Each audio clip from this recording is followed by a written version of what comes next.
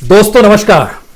दोस्तों 45 बरस में यह पहला मौका है जब भारत और चीन की सीमा पर सिर्फ तनाव नहीं है बल्कि युद्ध की आशंकाएं वहां पर एक पतली लकीर की तरह खिंचनी शुरू हो गई है, क्योंकि हिंसक झड़प में भारत के 2 सैनिक और 1 अफसर शहीद हो गया।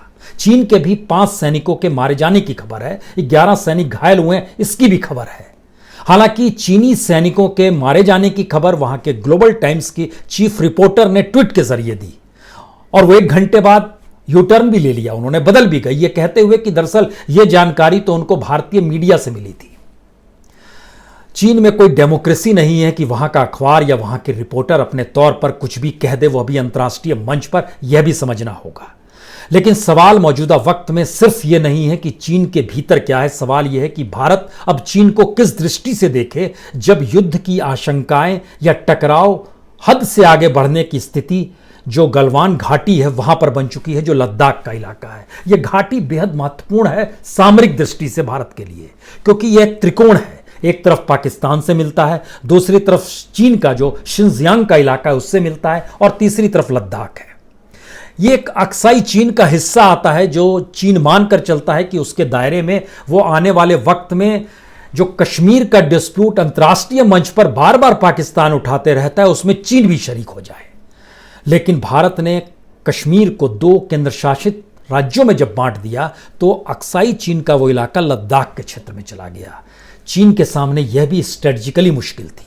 दूसरी मुश्किल है कि भारत उस इलाके में अब लगातार सड़क बना रहा है, इंफ्रास्ट्रक्चर डेवलप कर रहा है। श्योक नदी से दौलत बेग ओल्डी तक उसने सड़क भी बना ली है।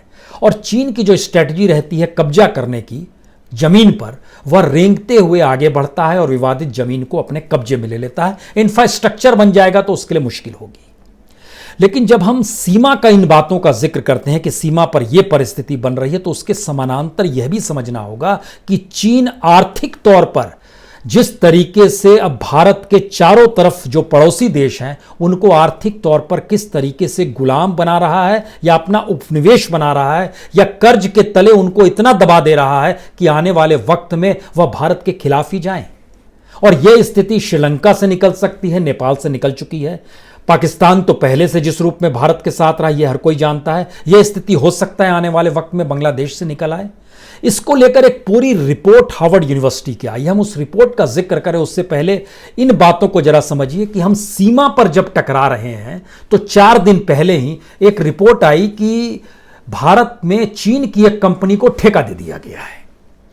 यह एक अजीबोगरीब स्थिति है कि चीन की कंपनी जो है, कंस्ट्रक्शन की कंपनी है, इसको ठेका दिया गया। Shanghai tunnel engineering company limited है। ये दिल्ली से मेरठ तक एक रीजनल रैपिड ट्रांजिशन सिस्टम बन रहा है। इसमें जो होता है कि अंडरग्राउंड वे में जो टनल्स बनाए जाते हैं उसमें अलग अलग हिस्से बांटे गए, और जो पहला टनल था वह दिल्ली से सटा हुआ जो इलाका है न्यू अशोकनगर, वहां से लेकर साहिबाबाद तक जो गाजियाबाद का इलाका आता है वहां तक एक टनल बनाना था। 5.6 किलोमीटर का ये पूरा का पूरा टनल है। इस टनल में बोलियां लगाने वाली 5 कंपनियां थी, लेकिन बोली सबसे कम बिड लगाई थी चीन की कंपनी ने, तो उसको दे दिया। यानी चीन की कंपनी भारत के भीतर इंफ्रास्ट्रक्चर में भी शामिल हो, और चीन के साथ हम युद्ध की स्थिति सीमा पर भी रख के चीन के साथ व्यापारिक संबंध भी बनाएं और चीन के साथ हमारे सैनिक शहीद भी हो जाएं। 2014 के बाद से 2020 तक की स्थिति है कि 2014 में जो चीन का माल भारत आता था, जो एक्सपोर्ट होता था, वो 14% था टोटल इंपोर्ट का जो दुनिया से माल आता था, लेकिन वो बढ़ते बढ़ते 38% तक हो गया। हम उसके साथ व्यापार भी बढ़ा रहे हैं। लेकिन जरा इस स्थिति को समझने की कोशिश कीजिए कि जो हाई स्पीड रेल कॉरिडोर जो बनाना है दिल्ली गाजियाबाद मेरठ तक का, ये तकरीबन इसकी जो पूरा का पूरा एनालिसिस किया गया, इसमें कितना खर्चा आएगा, उस खर्चे का जो छोटा हिस्सा था लगभग 30,274 करोड़ की ये पूरी की पूरी योजना है। इसमें जो टनल बनाने का काम था 5 कंपनियों ने बिड किया। STEC माने Shanghai tunnel engineering company limited, दूसरी थी L&T लार्सन एंड टोब्रो, तीसरी थी गुलमैक कंपनी जो भारत की ही है, गुलर मैक कंपनी जो कि अंतर्राष्ट्रीय तौर पर दूसरी कंपनी के साथ उसने समझौता किया हुआ है, चौथी कंपनी थी Tata project limited SKE and JV, 5वीं कंपनी थी एफकॉन इंफ्रास्ट्रक्चर लिमिटेड जो कि शाहपुर जी पालोन जी के साथ ग्रुप के साथ जुड़ी हुई है। जो बिड की गई उसमें बिड चली गई 1126 करोड़ रुपए एसटीसी कंपनी ने लगाया तो उसको मिल गया। एलएनटी ने 1170 करोड़ लगाए थे, उसको नहीं मिला। गुलमर्ग ने 1325 करोड़ लगाए थे, उसको नहीं मिला। टाटा प्रोजेक्ट ने 1346 करोड़ लगाए थे, उसको नहीं मिला। एफकॉन ने 1400 करोड़ लगाए थे, उसको नहीं मिला। मिला एस्टिस कंपनी को, जो कि शंघाई की कंपनी है। अब ये सवाल है, ये कैसे संभव है कि आप एक देश से लड़ रहे हैं और उसी देश की कंपनी को इजाजत भी दे रहे हैं कि आप हमारे यहाँ आइए और किसी तरीके से यहाँ टनल बना लीजिए। आपको बिड में भी शामिल करने की जरूरत नहीं होनी चाहिए थी, लेकिन किया गया। ये तो एक हिस्सा है। दूसरी स्थिति यह है कि हमारे संबंध चीन के साथ पिछले 5-6 साल में इतने प्रगाढ़ हुए हैं कि हमारे प्रधानमंत्री हों या चीन के राष्ट्रपति हों शी जिनपिंग, वो लोग लगभग आधे दर्जन बार एक दूसरे से मिल चुके हैं। 4 बार भारत के प्रधानमंत्री चले गए, 3 बार उनके राष्ट्रपति आ गए। लेकिन याद कीजिए टकराव की स्थिति क्या होती है। इंदिरा गांधी अपने 16 साल के प्रधानमंत्री पद के दौर में कभी भी चीन नहीं गई। इसलिए नहीं गई, इसको लेकर एक घटना का हम जिक्र आपसे करना चाहते हैं। इंदिरा गांधी एक बार धारचूला के इलाके में गई थी और वहां के एक सैनिक ने बताया कि यह सीमा का इलाका, इसके बाद चीन पड़ता है। और लेकिन वो हल्की सी पहाड़ी की स्थिति थी। इंदिरा गांधी दौड़ते हुए चढ़ गई। बाद में सैनिक ने पूछा कि ये तो आप, बोली मैं देखना चाहती थी वो कौन सा देश है जो यहां से दिखाई भी देता है, जिस देश ने भारत के साथ धोखा किया। 1962 का युद्ध उनके जहन में था। यह भी समझना होगा 1965 में जब पाकिस्तान के साथ युद्ध हुआ था तो वहां के राष्ट्रपति अयूब बेग साहब जो थे वह चुपके से निकलकर उस वक्त चले गए थे चीन में, और चीन पर जाकर उन्होंने कहा था कि भारत पर वो दबाव बनाए। उसी के बाद 1966-67 में चीन दोबारा से घुसपैठ की परिस्थिति भारत में बनी थी। हालांकि उसमें मात खानी पड़ी थी, बड़ी तादाद में चीनी सैनिक मारे गए थे, यह भी सच है। लेकिन जरा उस स्ट्रेटजी को चीन की समझने की कोशिश कीजिए। चीन भारत को घेरने के लिए किस रूप में हमेशा से प्रयासरत रहा है। इसके लिए हमें लगता है कि 1-2 बातों को ध्यान रखना होगा। खासतौर से विदेश नीति और सामरिक नीति जो होती है, दोनों एक साथ होती है। इंदिरा गांधी का जिक्र यहां इसलिए जरूरी है। इंदिरा गांधी 1970 में अमेरिका गई थी और 1971 में पूर्वी पाकिस्तान, जो बांग्लादेश बन चुका है, दुनिया का मानचित्र उन्होंने बदल दिया हमला करके, और अमेरिका का 7वां बेड़ा आकर खड़ा रहा। लेकिन इंदिरा गांधी ने उसकी तरफ देखा तक नहीं और कोई डरी नहीं वो अपने तौर पर। और उसके बाद वो लंबे समय तक वो अमेरिका भी नहीं गए। और आपको जानकर हैरत होगी कि इंदिरा गांधी 1982 में जब अमेरिका गई तो अमेरिका के 3 शहरों में गई थी, न्यूयॉर्क, लॉस एंजल्स और होनोलुलु। और इन तीनों जगहों पर अमेरिकियों की भीड़ लग गई थी इंदिरा गांधी को देखने के लिए, जिसने दुनिया के सबसे ताकतवर देश अमेरिका के 7वें बेड़े को इग्नोर किया और दुनिया के मानचित्र को बदल दिया और बांग्लादेश जैसे देश का जन्म दे दिया। तो ताकत की पहचान क्या होती है, ये थोड़ी इंदिरा गांधी से समझनी चाहिए। और इंदिरा गांधी ने 1971 का जो वार था, उसके बाद उन्होंने 47 देशों की यात्रा की थी, अमेरिका नहीं गई थी और चीन कभी नहीं गई। और यह भी समझना होगा कि चीन को लेकर भारत का रुख क्या रहा है। नेहरू 1954 में गए थे, उसके बाद 34 साल तक कोई नहीं गया। इंदिरा गांधी नहीं गई, राजीव गांधी 1988 में गए थे, पीवी नरसिम्हा राव 1993 में गए थे और तभी उन्होंने समझौता किया था, जिस समझौते का लाइन ऑफ कंट्रोल पर अब उल्लंघन हुआ है। अटल बिहारी वाजपेयी 2003 में गए थे। उसके बाद हालांकि मनमोहन सिंह और नरेंद्र मोदी का सिलसिला चीन के साथ प्रगाढ़ होते चला गया। मनमोहन सिंह भी 2008 में गए, 2011 में गए, 2013 में गए। उसके बाद तो मौजूदा वक्त के प्रधानमंत्री 4 बार गए। ये नहीं है, हमें लगता है ये समझने की जरूरत है कि चीन अंतर्राष्ट्रीय तौर पर मौजूदा वक्त में कोरोना वायरस को लेकर जब कटघरे में खड़ा है, खासतौर से WHO की भूमिका को लेकर भी अब दुनिया कटघरे में चीन को खड़ा कर रही है। और चीन की मार्केट इकोनॉमी कहीं ना कहीं डामाडोल हुई है। लेकिन इन सब के बावजूद भी चीन स्ट्रेटजिकली आर्थिक तौर पर ही युद्ध करता है। उसकी स्ट्रेटजी कभी सीमा पर सैनिकों के जरिए युद्ध करने की इस दौर में नहीं रही है। हमें लगता है इन दोनों चीजों को अब बैलेंस करके भारत को किस दृष्टि से चीन को देखना होगा, यह भी समझना चाहिए। चीन को लेकर एक रिपोर्ट आई है, वर्ल्ड इकोनॉमी की रिपोर्ट है, किल यूनिवर्सिटी की जर्मनी की, और एक दूसरी रिपोर्ट है हार्वर्ड बिजनेस रिव्यू की रिपोर्ट आई है। इन रिपोर्ट्स में बताया गया है कि भारत के इर्द गिर्द का जो हिस्सा है, जिसमें श्रीलंका खास तौर से, वह एक तरफ से चीनी कर्ज में डूब चुका है। मालदीव चीनी कर्ज में डूब चुका है। नेपाल वह जिस तरीके से अब कर्ज में शिकंजे में आ चुका है, बांग्लादेश वह भी धीरे धीरे चीनी शिकंजे में आ रहा है। एक ऐसी स्थिति बन रही है। इसमें उसने बताया, इन रिपोर्ट्स में इस बात का जिक्र है कि जितना वर्ल्ड बैंक और इंटरनेशनल मॉनेटरी फंड IMF जितना पैसा नहीं देता है दुनिया के अलग अलग देशों को कर्ज के तौर पर, उससे ज्यादा अकेले चीन ने दिया है। 150 देश दुनिया के ऐसे हैं जिसको चीन ने लोन दिया है। उन 150 की स्थिति यह है, इसको जरा एनालिसिस जब आप कीजिएगा, सन 2000 तक में 20 साल पहले लगभग $500 बिलियन था। $500 बिलियन जो था उसको अगर आप रुपए में कन्वर्ट करेंगे तो लगभग 37.5 लाख करोड़ रुपए आएंगे। और लेकिन 2018 होते होते ये $5 ट्रिलियन हो गया, यानी 375 लाख करोड़ रुपया। इतना कर्ज दिया है चीन ने। अब सवाल यह है कि हार्वर्ड बिजनेस रिव्यू इस बात की जानकारी देती है कि वर्ल्ड बैंक या IMF जो है यह $200 अरब देता है, लेकिन चीन अकेले लगभग 1.5 लाख करोड़ दे देता है, जो कई गुना ज्यादा है। और तो और 12 देश तो ऐसे हैं जिनकी GDP है, उस GDP से भी 50% ज्यादा उसने लोन दे दिया। तो जब देश कर्ज में डूब जाएगा किसी दूसरे देश की, तो उसकी जमीन का इस्तेमाल चीन ही करेगा। और जब भारत के चारों तरफ की स्थिति ऐसी बनती चली जा रही है तो इसके मतलब क्या होगा। यूनाइटेड नेशन की भी एक रिपोर्ट है जिसमें इस बात की जानकारी दी गई कि चीन जो है अपने इन्वेस्टमेंट को और कर्ज देने को लगातार बढ़ा रहा है, जबकि दुनिया में कम हो रहा है, लेकिन चीन लगातार बढ़ा रहा है। लेकिन हम जिस बात का आपसे जिक्र करना चाहते हैं उसके लिए ये समझना चाहिए कि खास तौर से पहले श्रीलंका को समझिए। श्रीलंका जब राजपक्षे वहाँ के राष्ट्रपति थे तो 2005 से 2015 तक वो राष्ट्रपति थे, और इस दौर में वहाँ पर कहा जाता है कि LTT का खत्म होना या जो भी गृह युद्ध की स्थिति थी उसको उन्होंने संभाल लिया। लेकिन आंतरिक तौर पर उनके पास पैसा नहीं था, हथियार नहीं थे, ये सब कुछ चीन ने ही दिया। और चीन इस रूप में देता चला गया कि 2007 से 2014 के बीच चीन ने श्रीलंका को $1.26 अरब का कर्ज दिया, यानी 5 बार अलग अलग किस्तों में कर्ज दिया गया। और इस कर्ज को लौटा पाने की स्थिति में श्रीलंका आज तक नहीं आ पाया है।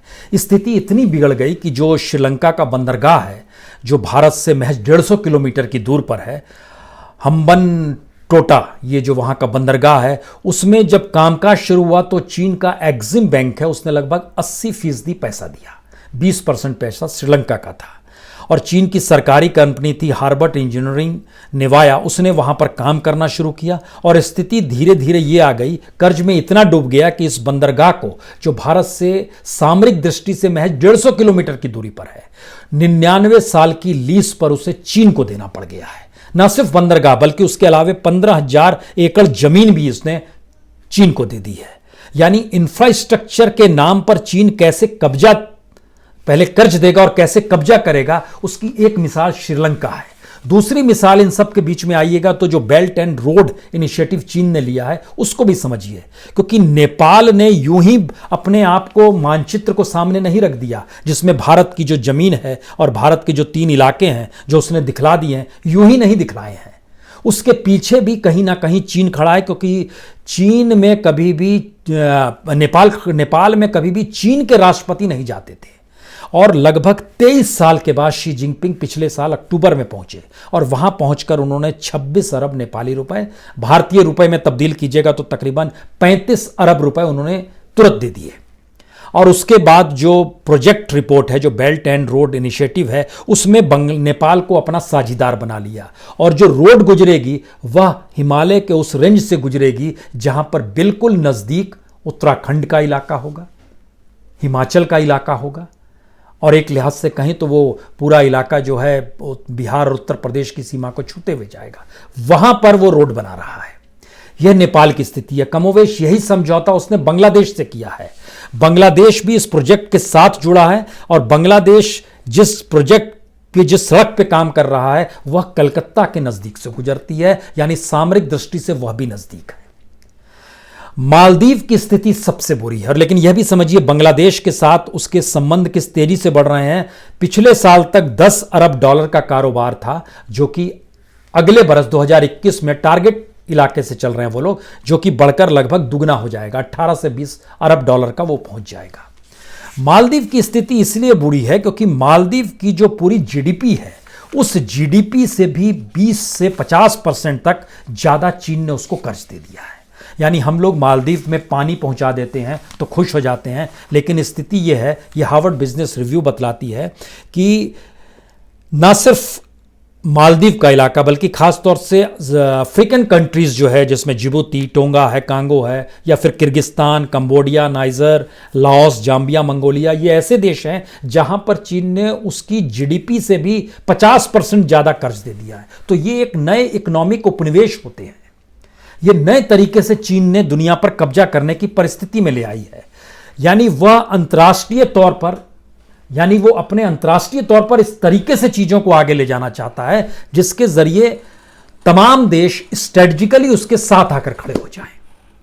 भारत की सबसे बड़ी मुश्किल यह है कि भारत के इंफ्रास्ट्रक्चर में चीनी कंपनियों को ठेका मिल रहा है। भारत के साथ व्यापार जो हो रहा है एक्सपोर्ट इंपोर्ट का, उसमें चीन सबसे अव्वल नंबर पर अब भी है। सीमा पर सबसे ज्यादा तनाव की परिस्थितियां अगर बन रही है मौजूदा वक्त में, तो वो पाकिस्तान के साथ बन रही हो आपस के संबंध को लेकर, नेपाल के साथ बन रही हो, और चीन अपने तौर पर मौजूद है, तो सबके पीछे कहीं ना कहीं चीन ही खड़ा है। यानी ये दोनों देश अगर कर्जदार हैं, और पाकिस्तान की स्थिति तो इतनी बुरी हो चली है कि पाकिस्तान पैसा लौटाने की स्थिति में नहीं है, और उसके सामने जो सबसे बड़ी चुनौती यह है कि जिस इकोनॉमिक कॉरिडोर को पाकिस्तान बना रहा है, उसके बाद वो जितने कर्ज में डूब जाएगा पाकिस्तान, उसके बाद सवाल ही नहीं है कि इस कर्ज को वो लौटा पाने की स्थिति में भी आ पाए। यूनाइटेड नेशन की रिपोर्ट बताती है कि दुनिया के तमाम देशों ने इन्वेस्टमेंट जो होता था वो कम कर दिया है। अमेरिका ने कम कर दिया, नीचे आ गया, लेकिन दुनिया के तमाम देशों के इन्वेस्टमेंट में चीन के इन्वेस्टमेंट लगातार बढ़ रहा है। लगभग एवरेज जो है 5 से 10% उसका इन्वेस्टमेंट लगातार बढ़ते चला जाता है। हालांकि अमेरिका अभी भी नंबर 1 पर है दुनिया भर में इन्वेस्टमेंट करने पर, $252 अरब किया है उसने। चीन ने $139 अरब किया है। लेकिन यह भी समझना होगा, अमेरिका कम होते होते 350 से कम होते होते $252 अरब पे पहुंचा है, और चीन जो है $100 अरब से बढ़ते बढ़ते 139 तक पहुंचा इसी दौर में, और वो टारगेट करके चल रहा है। उसके बाद आइएगा तो हांगकांग के जरिए भी वही इन्वेस्टमेंट करा रहा है। $116 अरब का इन्वेस्टमेंट हांगकांग ने किया है। फिर सिंगापुर का नंबर आता है $78 अरब, इंडिया का नंबर आता है $42 अरब। लेकिन जब इन स्थिति में बात आती है तो चीन अपने तौर पर किसी कर्ज में नहीं डूबा हुआ है, यह भी समझना होगा। लेकिन भारत कर्ज में भी डूबा हुआ है। भारत के ऊपर चीन का कोई कर्ज नहीं है, लेकिन भारत के ऊपर जो कुल कर्ज है, विदेशी पैसे का जो कर्ज होता है, भारत के ऊपर लगातार विदेशी कर्ज भी बढ़ा है, यह भी सोचिए।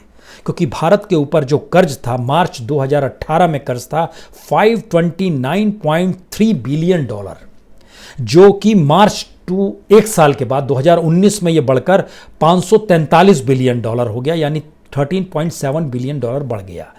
लेकिन मार्च के बाद दिसंबर 2019 तक आइएगा तो इस 9 महीने के भीतर में यह लगभग 21 बिलियन और बढ़ गया, और बढ़कर यह हो गया 563.9 बिलियन। तो भारत का विदेशी कर्ज भी अपने तौर पर बढ़ा, इससे इनकार नहीं हो सकता है। अब सवाल यह है कि भारत की इकोनॉमी के समानांतर चीन की इकोनॉमी, भारत की सेना के समानांतर चीन की सेना, भारत के भीतर इन्वेस्टमेंट को लेकर और भारत का इन्वेस्टमेंट चीन को लेकर, दोनों के भीतर में भी मिसमैच है। तो भारत चीन को लेकर किस दृष्टि से देखे? युद्ध की स्थिति में आ जाए, सामरिक दृष्टि से खुद को मजबूत कर ले, आर्थिक तौर पर अपने आप को स्वावलंबन की परिस्थिति में लाए। आत्मनिर्भरता कहने से तो नहीं होगा, काम नहीं चलेगा, आपको मजबूत होना होगा। क्योंकि एक सच यह भी है, भारत में पूंजी लगाने वाले भारत की कंपनियां जो हैं, ज्यादा पैसा अमेरिका में लगा रही है। और ये इस दौर का हम बीते 2 महीने का जिक्र आपसे कर रहे हैं कि भारत की कंपनियां अभी भी दुनिया के, क्योंकि यहां के मार्केट में उसको अनुकूल परिस्थिति अभी भी नहीं लग रही है। तो हमें पहले अपने आप को समझना है। चीन के साथ युद्ध की स्थिति में चाहे गलवान घाटी का जिक्र हो, चाहे हम लोग इस बात का जिक्र करें कि नहीं पहली बार एक संकट काल का दौर है, करगिल का वक्त था 99 में, उसके बाद पहली बार इतनी स्थिति बिगड़ गई है, या फिर ये कहें कि 45 साल के बाद पहली बार ऐसी स्थिति आ गई है जहां सीमा पर युद्ध की आशंकाएं डेवलप होने लगी हैं, तो उसके समानांतर पहले अपने परिस्थितियों को टटोलना होगा। और इस तरीके से दिल्ली जैसे इलाके में चीनी कंपनियों को ठेका मिल जाए और उसी दौर में ठेका मिल जाए, ये 12 तारीख का ठेके का कागज है, जो 1126 करोड़ का ठेका जो चीन को दिया जा रहा है। Shanghai tunnel engineering company limited, जो वहाँ की सबसे बड़ी मल्टीनेशनल कंस्ट्रक्शन कंपनी है, उसको दे दिया गया है, और भारत के L&T, टाटा, इन सबको दरकिनार कर दिया गया। यह स्थिति बताती है कि स्ट्रेटेजिकली हम लोग में अभी भी सारे डायमेंशंस में तालमेल नहीं है चीन को लेकर। चीन के साथ कैसे काम करना है ये समझ अभी भी नहीं आ पा रहा है, और चीन चारों तरफ से अपनी स्ट्रेटजी को मजबूत करते चला जा रहा है। बहुत बहुत शुक्रिया, बहुत बहुत शुक्रिया।